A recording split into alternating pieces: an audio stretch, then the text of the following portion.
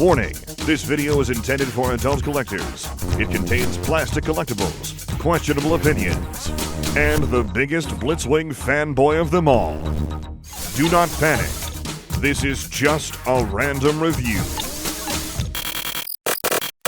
Before we begin, thank you very much to My Convoy is Too Big, My Convoy is Too Big, My Convoy is Too Big for pitching in over on Ko-fi. Thank you very much. Thank you very much for the support. How big is too big for a big convoy? We already had one that was the size of me, which is like big enough to ride on. How big is too big? Like, you can't even get it out of your house kind of big? It has to live in your backyard big? I don't know, like, it sounds like you were talking about an exponentially growing convoy, which I'm sorry, like, that's all your problem. I can't help you at that point. Also, apologies again to those who have a non-big convoy related shout out. You will get them. I just want to see how far this goes, that's all. So, it's random review time, and I figured, hey, I actually had a restock in my Target for once. So let's talk about something that I managed to find, which was the brand new 86 Windcharger. You know Windcharger from the original 1986 Transformers movie and his iconic scene where his corpse was dragged by RC. It's kind of an auspicious way of joining the 86 line, isn't it? Especially when you actually look at the back of the box. I wish I kept it. The back of the box that normally shows the scene the character was in. Hasbro were cowards and just put the movie poster on there. They didn't show, like, how he ended up in the movie. But that aside, we're here to talk about the toy, not the packaging. And Windcharger is doing a pretty good job of doing an interesting mix here of being an amalgamation of the real-world car that he's based on, as well as the penny racer-style vehicle that his original toy ended up being. If you recall, just like most of the Year 1 minibots, large back wheels, normal-sized front wheels, to give it more of like the idea that it was going to pop a wheelie at any moment. It's a unique look for these guys, but overall translates to a pretty interesting look at the vehicle mode, which kind of blends what you would expect out of the 86 toy accuracy and the 86 cartoon accuracy, rather, and the toy accuracy that you'd get more in the Generations line. Leaves me kind of believing that this might have been a Generations figure that got retooled for Studio Series instead. But overall, it is a pretty nice approximation. You've got all red plastic forming the vehicle mode.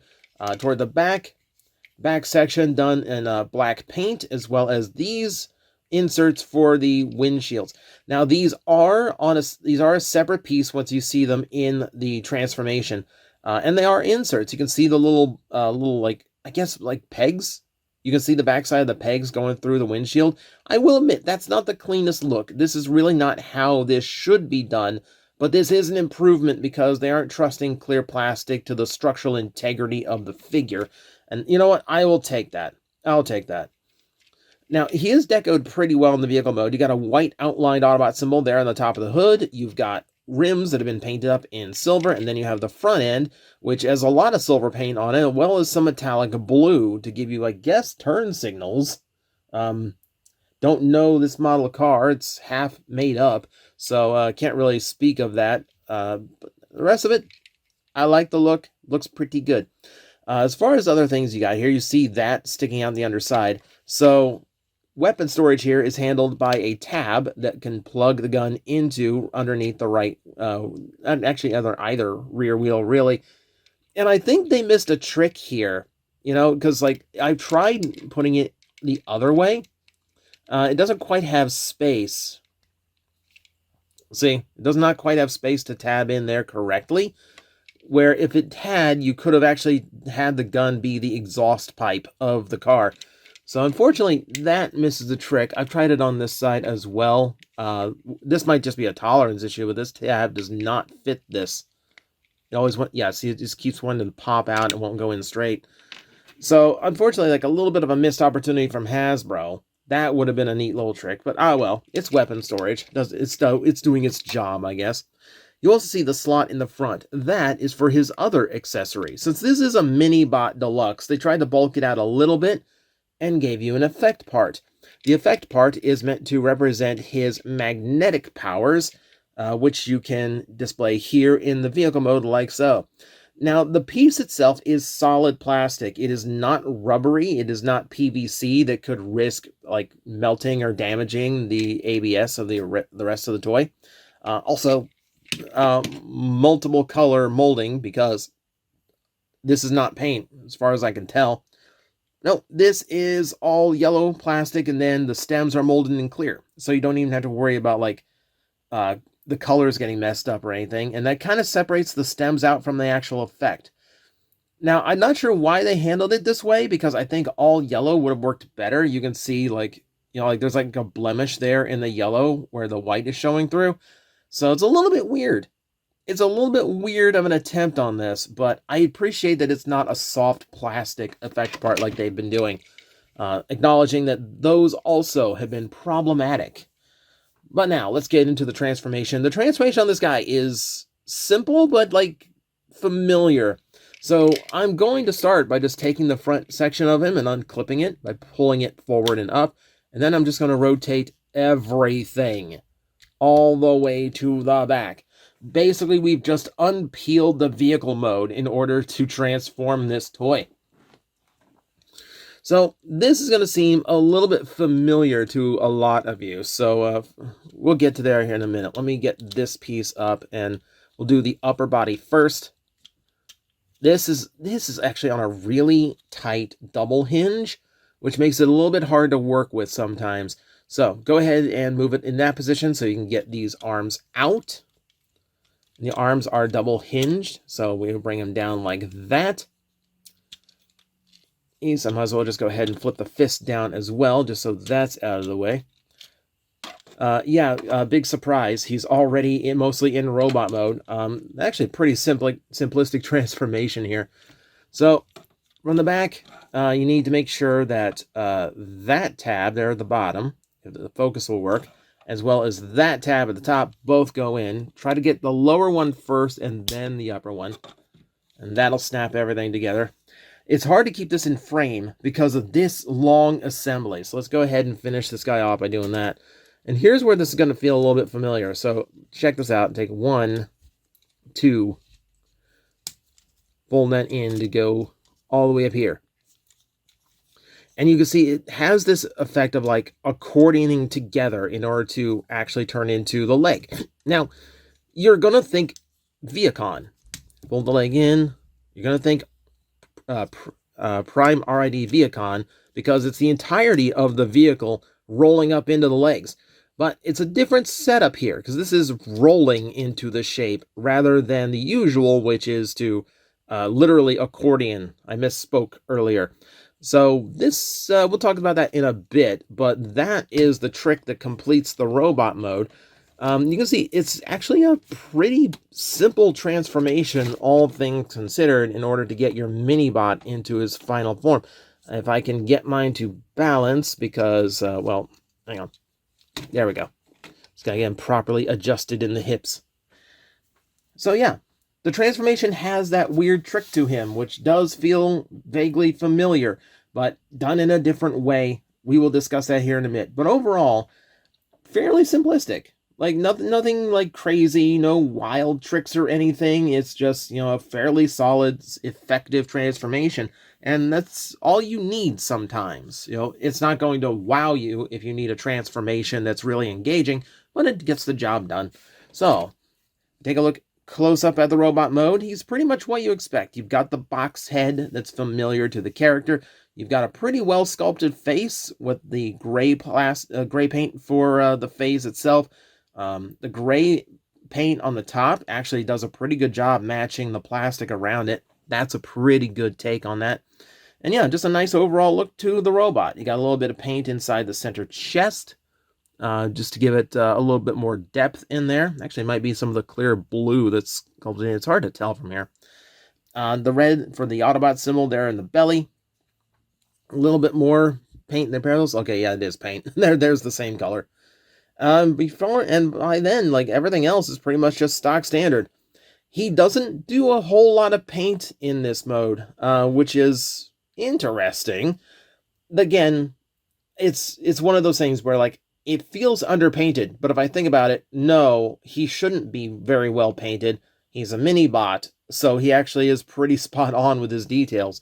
Doesn't really have a whole lot to do in that regard, so we'll give it a pass. He looks correct. If I compare him to a standard size deluxe, you see he does come in much smaller than usual, as he is a mini bot deluxe. So you are paying for name and to fill that gap in your collection. You're not quite paying for the actual toy, like size wise. Oh, also I realize I have inadvertently left his transformation incomplete, and there's a little side function of the toy. So inevitably, you are going to get a retro G1 repaint of this toy. That's just how they're doing all the mini bots at this point, I guess. So expect that at Walmart at some point later this year, I assume. But if you really want, you can leave the wheels out like so on the legs and leave them out here on the shoulders.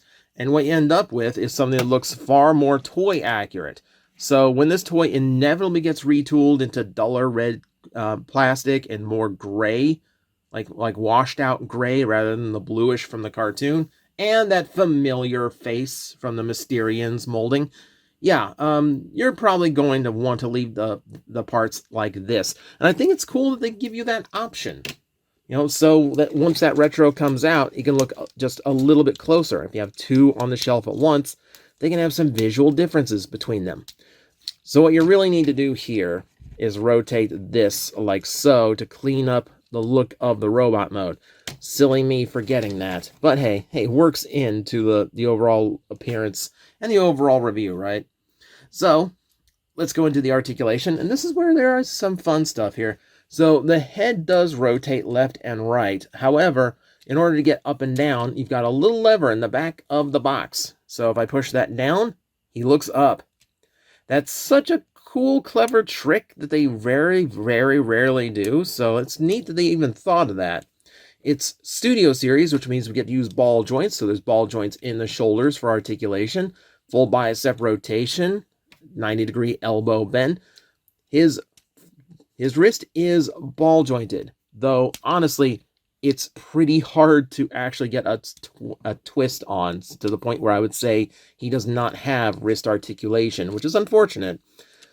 We have rotation there at the waist. We've got universal hips, those hips that use the pelvis as part of the hips themselves. You have a knee bend. Man, the joints on this guy are really tight, by the way. I'll point that out as well. Now, because of how this transforms, you do not have any kind of ankle tilt. You have a shin tilt up here, which looks a little bit weirder, but it does allow him to stand flat-footed, which is all we really want for stability. So I'm going to give that a pass. Yeah. And honestly, like, that is going to be a point of contention in general. We acknowledge that in the legs, he's not show accurate, because he kind of just in the show, he just kind of looks like he's wearing red boots and the rest of his legs are gray. So considering that's probably an engineering impossibility as a deluxe, I'm going to give this a pass and say this is as close as we're going to get. Now, we can't accessorize him. The gun fits in either hand, obviously. It's a Studio Series, so don't go looking for a whole bunch of 5mm ports to add to the playability. Gun itself, pretty basic in design. Since he was a mini bot, he didn't have a toy of one, so he had to work with what they had. And then if we want, I can go ahead and use a larger socket here. There we go. To plug his magnetic effect into the chest. And why isn't he the most powerful Cybertronian on the planet? He uses magnetic powers. He's Magneto on a planet where everything and everyone is made of metal. Ah well, lost opportunities. But yeah, that's basically your rundown. I'm going to give you like a tour around the toy. It's extremely clean, aside from, he has these big clown boots because of how the transformation works. And I do like that, they've done this separate piece for the translucent instead of, the head, the usual of just painting the roof entirely red and casting it in clear plastic. This works a little bit better for me, though it is still, a lot of clear plastic. This is all paint, by the way, to get the look of his back correct. But it's a nice little step. It's a nice little touch. I will give it that. That's a clever little piece of engineering. But that is going to be Windcharger. And honestly, between size and relative simplicity in the transformation, he's kind of a hard ask as a deluxe. I mean, especially at the current $28 price point that you'd find him for online and at Walmart. Now, I got mine at Target, who has not jacked the price yet, and it was during a 20% off sale, so this guy cost me around 20 bucks. And for 20 bucks, I am satisfied with him, but honestly, I do feel like there is missed opportunity here. I understand he doesn't have that many accessories, but, you know, he does have a few. There's a tractor beam in one episode. He could have come with that, just to give you a little bit more bang for your buck out of the figure.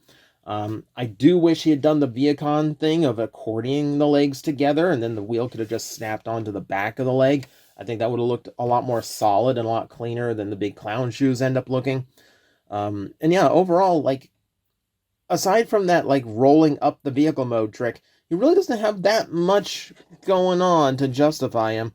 The toy itself is relatively just okay. You know, it makes for a good Windcharger. There's some good tricks in there, but I really wish he came with more, or I wish he was just a little bit more involved. As it is, like, I feel like we're at a point where Transformers have to really, like, have that extra kick to them to make them worth the money, and I'm not seeing it here, unfortunately.